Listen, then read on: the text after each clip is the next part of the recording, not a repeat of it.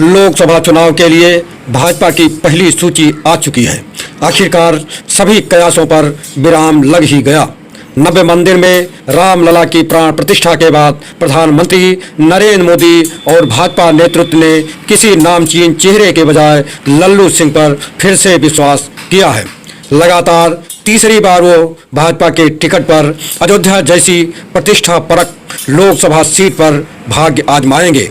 उनके सामने इंडिया गठबंधन से सपा के राष्ट्रीय महासचिव अवधेश प्रसाद विपक्ष के संयुक्त उम्मीदवार होंगे। नमस्कार दोस्तों, मैं हूं एसपी पांडे। आप देख रहे हैं सच 24 इंडिया। शनिवार की शाम अयोध्या सीट से लोकसभा चुनाव में भाजपा उम्मीदवार की तस्वीर साफ हो गई।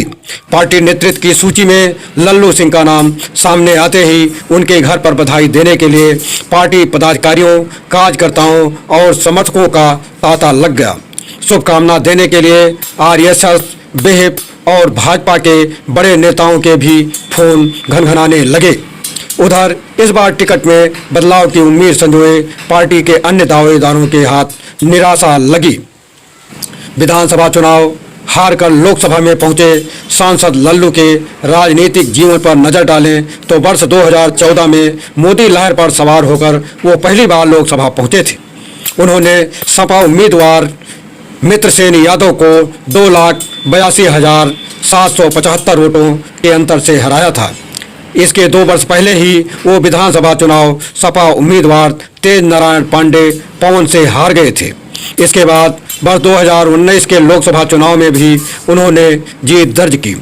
इस चुनाव में सपा गठबंधन के प्रत्याशी आनंद सेन यादव को 65,477 वोटों से पराजित किया था। अब तीसरी बार लोकसभा में पहुंचने के लिए चुनाव मैदान में उतरेंगे। इन्होंने आरएसएस के प्रचारक के रूप में शुरू किया था अपना राजनैतिक सफर। वर्ष 1980 में राष्ट्रीय स्वयंसेवक संघ के प्रचारक के रूप में सफर शुरू करने वाले लल्लू 1986 में अखिल भारतीय विद्यार्थी प्रदेश परिषद के प्रदेश संगठन मंत्री बने। वर्ष 1988 में भाजपा के जिलाध्यक्ष की जिम्मेदारी भी संभाली।